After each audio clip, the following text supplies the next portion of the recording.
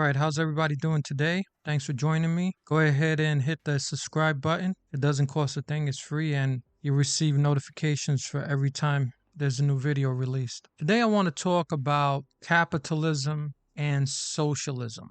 I'm really surprised that that's even a discussion today. But with the Democrats doing what they're doing and promising all these goodies, I just see people confused as to what's what.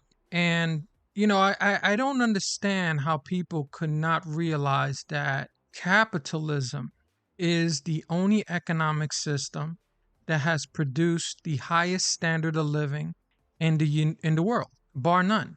You have Democrats that call themselves democratic socialist. You have Bernie Sanders. You have this, I don't even know what to call her, AOC from the Bronx, who grew up in the lap of luxury up in Westchester County, who says she's a socialist now. A socialist. Bernie Sanders is a socialist with 3 homes and is worth a couple of mil, and he's a socialist. I think that people are very confused as to what these two economic systems are. So I think we need to talk about it. I think we need to educate people as to what the difference is, because the problem is you have a lot of socialists that claim that they're socialists. And what they do is they make it seem like if we have a socialist system, that socialism is going to fix everything. That because of the socialist model, it's going to do away with inequality, all the isms, racism, poor isms, any ism you talk about, as if socialism is going to go and cure these problems. And it's a joke. All you have to do, if you are confused, is to open your eyes and look at the world. Look at what's working and look at what does not work. Very simple. But what we're going to do today is discuss what these two economic systems are. We're going to talk about, I don't see any benefit to socialism. I really don't. And communism. Communism is socialism just, turned up a bit. There's really no difference. All right. So we're going to put socialism and communism together, and we're going to compare the two against capitalism. Okay. First off, the United States has become the most powerful nation in the world because of one thing, and that's because of the economic system that it has. It doesn't have a socialist system, it has a capitalist system. It is because of capitalism that everybody wants to come here to the United States. It is because of capitalism, that economic system, that you have people coming here from everywhere around the world, dirt poor, from the most backwards place in the world, coming here with hard work and making something of themselves. That just does not happen in a socialist system. It just doesn't. Okay? So I wanna pull up a little bit. I have a chart that I'm gonna read from. Let me find it here real quick. And okay, let's read off real quick what capitalism is and what socialism, the finer points of both. Okay, in capitalism, ownership, assets are owned by private citizens. That is me and you. In socialism, assets are owned by the government. So you don't own anything. Red flag. Equality. Income is determined by market forces, supply and demand. Okay? In socialism, income is redistributed. Take from the rich, give to the poor. That's a red flag. In capitalism, prices are determined by supply and demand. Okay? Based on the factors, that's the reason why you have gas in Georgia that might be $3, and in California it's 5, because it just costs more. It's market demand. It just depends on how things work. You determine prices based on the market, supply and demand. In socialism, prices are controlled. So it doesn't matter if a price of tea costs $10 to produce and it takes another $5 to bring it over. And that tea should be, a case should be $15. There's price controls. So all the tea in the country is $3. There's no profit. There's no way to make money in socialism. Efficiency. The market incentive encourages firms to cut costs. That means in capitalism, there's always ways to try to figure out how to make things more efficient, move faster at a lower cost to maximize profit. In socialism, the government owns everything. There is no incentive to be efficient. Okay, it costs what it costs, and you're bleeding money. But hey, it's socialism. Everything is equal. In capitalism, there's limited taxes, limited government spending. Okay, in socialism, there's high progressive taxes and higher spending on public services. Everything is paid for. Okay, everything is paid for, but it's inefficient. The quality is low because no one's making a profit off of anything. In healthcare, healthcare is left to free market. So of course, in capitalism, everything is about a profit. In socialism, the government provides healthcare. Now, this is only one area.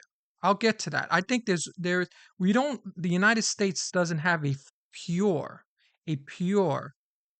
capitalist system. And we'll get to that in a second. Now, what's the problems of capitalism and socialism? Nothing is perfect, but one is superior to the other. The problem with capitalism, there's inequality. Why is there inequality? Well, because hey, if I could jump higher than you, if I'm a better boxer than you, I should make more money than you. If I'm better looking than you, I can make money as a model. If I could sing better than you, I can make more money. That's capitalism. There's going to be inequalities because we're not the same. Okay? In socialism, inefficiency of state industry and less incentive. What do they mean? There's a nice way of saying there's no point of you trying to take a risk. You're not going to benefit from it. You're not going to get any money out of it. Okay? In a socialist system, there is no such thing as you working hard, saving your money to open up a business. You do not own the business. The government owns the business. In a socialist system, a doctor and a ditch digger makes the same amount of money. Everyone's the same, but everyone's poor. Okay, that's the problem with socialism. Yeah. Everything is distributed, income equality, but you're all poor together because there's no incentive to take a risk. There's no incentive to go ahead and better yourself because the guy that cleans toilets and the engineer makes the same amount of money. Do you know that in Cuba, a doctor makes $20 a month? Okay, that's socialism. What's the advantages? Capitalism, a dynamic economy, incentives for innovation and economic growth. That's why we have the Elon Musk.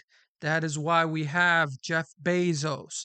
That is why you have all these new technologies that come out, because if you could dream it and produce it, you can then benefit and capitalize it, become rich from your ideas.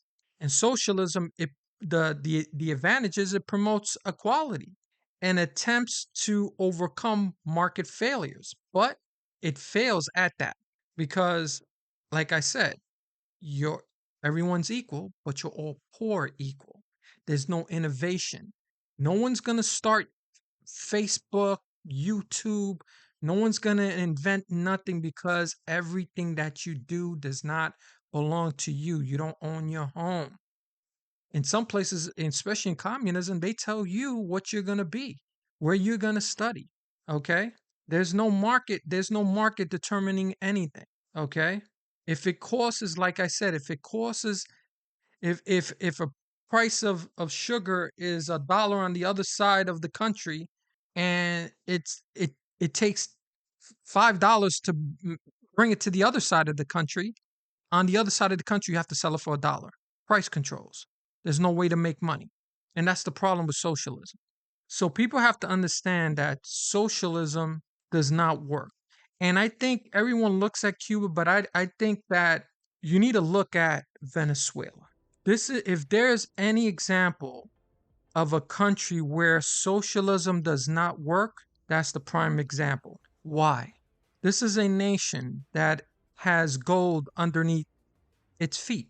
It's a country that is sitting on oil, liquid oil. There is no reason why Venezuela should be poor. There is no reason why they should have economic problems. But because they have a socialist system, that is why we see so many Venezuelans leaving Venezuela to come to the United States. It's plain as day. That people say, well, these countries are poor, they don't have any resources. Okay. What about Venezuela? The people call the Chinese communist Chinese. They're not communist. They have a mixed communist capitalist system. Their economic system is based on capitalism. The controls over the people are very communistic, but their economy, the fact to own a business, the fact to do innovation, to start Alibaba and all this stuff, that's capitalism.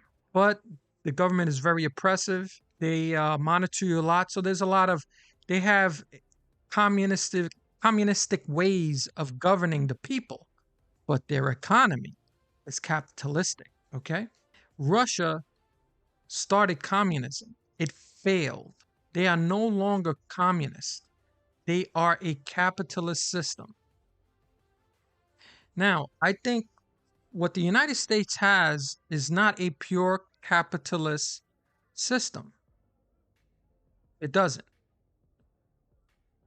I think that the only things that should be socialized in any nation are three things. I think healthcare should be socialized. I think education should be socialized. And retirement. That is it. Everything else in an economy should be free capitalism. You own it. You take your risk. You do what you got to do. You work hard and you reap benefits. But my grandfather many years ago, he went to Cuba in the 40s. He used to go to Cuba in the 40s. And after Castro took over Cuba, and he saw what happened, he told me, and this is documented, Cuba had the highest standard of living in the Caribbean. It was the first country in the Caribbean to have electricity. We see all the old casinos. We see all the old cars. Before Castro, Cuba was a capitalist nation. Yeah, there's always people that are poor. That's going to happen because in capitalism, not everyone has the same abilities. If you are lazy, if you do not have drive, if you're not going to prosper in a capitalist system. Okay? So yes, there's always poor, even in the United States. Even in the 50s, there was always, at the height of what people think the United States was economically, there was still poor people in the United States, in Appalachia and the Deep South. That's the way it is. But the funny thing about it is that in socialist nations, everyone is poor. You know who's not poor? The government bureaucrats that allocate everything and siphon off the riches and give it to themselves. Those are the guys that are coming off. Castro was never poor, but everyone in Cuba was. So I think young people need to understand that socialism is not the way. We need to stop being brainwashed and stop trying to reinvent the wheel. The United States of America was built on one system, and that is a capitalist system. The United States is the most dynamic nation in the world because we have a capitalist system and we have an individualistic system. Capitalism is individualistic, and socialism is based on the collective. All right? So we need to teach young people that they shouldn't believe the lies and the gimmicks of socialism. It's not going to solve any problems. It never has. Venezuela in the 60s was one of the richest nations in the world. Same thing with Argentina. At one time, Argentina was just as wealthy as the United States. Their people had just as much money, and they had a dynamic middle class. What happened to Argentina? All the promises of socialism, all the goodies. Problem is, goodies are not free. So you have to take from those that have to give to those who do not. And eventually there is no incentive. If you take from me to give and I don't benefit from the sweats of my labor, I'm not going to innovate. I'm not going to take chances to build that plant, to make those jobs, to hire those people, because I cannot benefit from what I have done. Okay? And that's the problem. We have people that are trying to trick people into believing that socialism is some kind of cure for our problems. And trust me when I tell you, socialism will be the death of this nation. It will be a discussion as to when the United States used to be great. So I want everybody to think about that. Look at the proof. Look at the reality. Socialism does not work. Communism does not work. Only capitalism works, with only 3 portions that you can add. That is, if you want to, socialize medicine, education, and retirement. That's it. Everything else, free market. And that's, if you want to tweak our capitalism, that's the only tweaks I think we should have. But a socialistic system, just open your eyes and look where it's been tried. It's failed. It has never worked and never will work because people need incentive. Human nature is, what's in it for me to go ahead and try to stick my neck out. And that's all capitalism is. Good night and have a good one.